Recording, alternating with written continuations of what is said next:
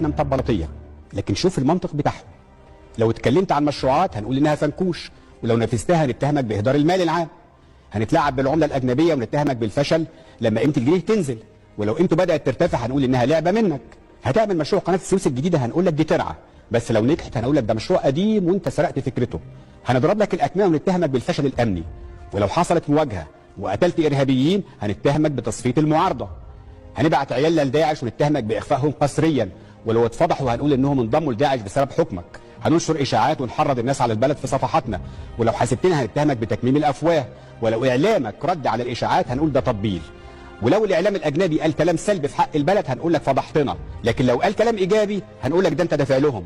هنصور لك الفقراء في العشوائيات ونقول لك فين العداله الاجتماعيه، ولما تنقلهم لابراج سكنيه جاهزه وتعمل لهم محلات هنتهمك بالتهجير القسري والضحك على الغلابه. لو بنيت مسجد هنقول لك بطون المسلمين اولى، ولو هدمت مسجد عشان توسع الطريق على الناس هنتهمك بمعاداه الاسلام وهدم بيوت الله.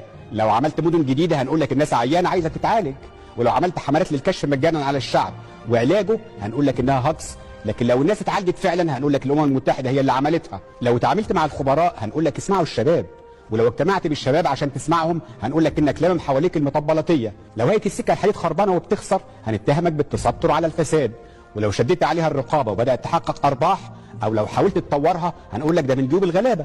لو حد شنع عليك وشوشر عليك بالشائعات ورديت عليه هنقول انك خفت منه، ولو ما ردتش عليه ولا عبرته هنقول انك مش قادر ترد.